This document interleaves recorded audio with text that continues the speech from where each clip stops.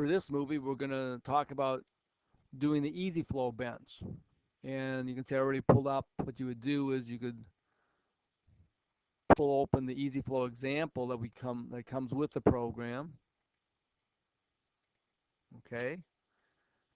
And some information comes with your easy flow, some build information here. Comes on a PDF. I'm showing it as a PDF, but it comes printed in some paperwork that comes with your system, some building diagrams.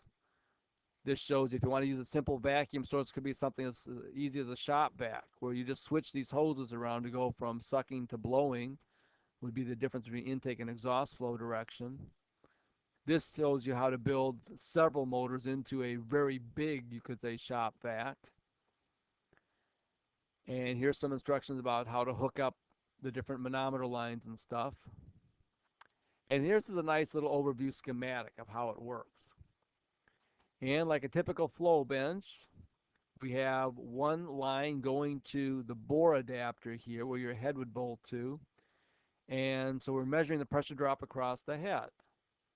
We're measuring the pressure on this side, and then you can see this port on this sensor is open atmosphere, just like the other side of your head is open atmosphere. So we're getting the pressure drop across the head. And same thing here with the orifices. The flow orifice you put down in the bench. We're measuring the pressure drop across that orifice. And the flow diagram for this is very simple. You got your flow source, your vacuum motors or whatever. You may or may not want some kind of a flow pressure adjuster. It could be a restrictor valve. It could be a bleed valve to bleed air in here. And then between here and here, you must have absolutely no leaks. And that's one nice thing about the easy flow is generally people make it out completely out of PVC. And that's one reason it works well is there's no leaks because it's all PVC. So let's say you've built this. It's going to look more like this. I'm sorry, like this. You've built this and you're ready now to calibrate. Well, you need two calibrations to run this. One is you need a calibration for the vertical manometer. Let's see, here it is right here. And here's a factory calibration. This would be your manometer that you would set 10 or 28 inches on. And this factory calibration, for most people, is good enough. So you don't even have to put a manometer in there and just type these numbers in. So I'm going to go back to my flow bench specs. And you see we've assigned it as an easy flow system as the flow bench specs. A lot of this information is grayed out because it's not needed. I'm going to go into the detailed calibrations, and this was from that screen was minus 80.5. And you can see these numbers almost identical to what was there, and 0.038. So now we have calibrated our vertical manometer for measuring test pressure. Now what we want to do is we want to calibrate the entire system. And how you do that, getting back to here, what we're going to do is we're going to put an orifice plate where the head goes, a known orifice plate. Let's say it's 1 1/4 inch diameter orifice plate. Actually, the orifice plate down in here is not that fussy as long as it's sized not too big for the size tubing you got here. You want this to be about half as big as the tubing. So if you got a 4-inch tube, this should be no bigger than 2 inches. If you got a 6-inch tube, it should be no more than 3 inches, just to give you some idea.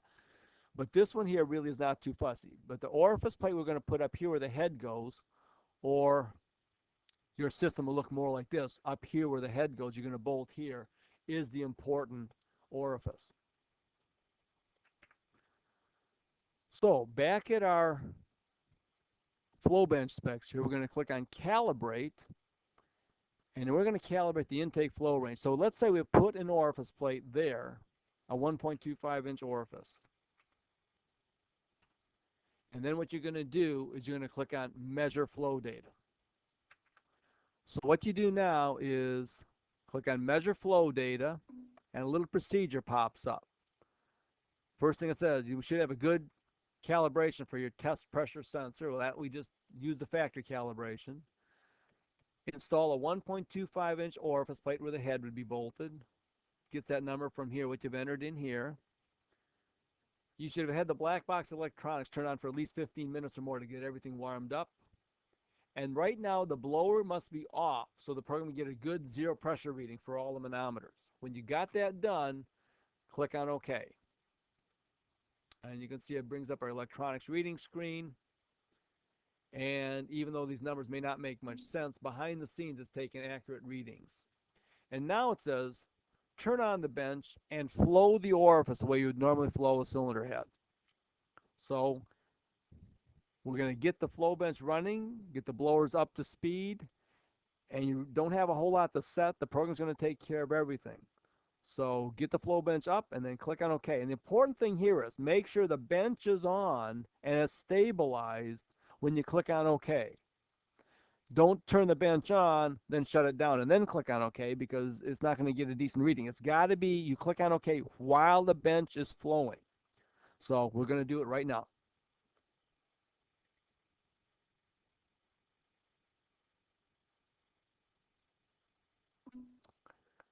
So you can see here it came up with some numbers here. Now these will mean not a whole lot to you, and right now they don't mean a whole lot to me, but if I had to dig into it, I could figure it out. And this could be useful for debugging purposes. If you told us over the phone, these are some numbers you're getting. So that's the numbers. You can see right up here is, this doesn't mean a whole lot to you either, but it's a CFM flow range for this particular settings that we've done. And it's the actual flow you got at that point in time was 83.99. You're flowing 83.99 CFM. And that's based on that 1 1/4 inch orifice. And here the test pressure was a minus 16.36. It's minus because it knew it was in the suction direction. So what you would do now is you say, yep, I want to use that. And you'll see this gets loaded in here. And then what you do is you go up here, switch flow directions, and do it for the exhaust range. So I went ahead and did that. You can see I came up with almost identical calibration, which is good. I mean, it flows the same on the intake and as on the exhaust direction. That it flowed this well is unusual. Usually you'll see some difference between intake and exhaust. So now we've got our easy flow system calibrated. It really is that easy. Yep, I want to save it for that test, and I want to save it as the master. So now you're pretty much ready to run your test and calibrate your easy flow the way you've seen in every other thing. So we're at the main screen. If you just want to check it, you can just click on the electronics up here at the top, get your readings. You may want to re-zero the pressure readings. Zero them out. You can see it's a little bit closer now. And just turn on your bench.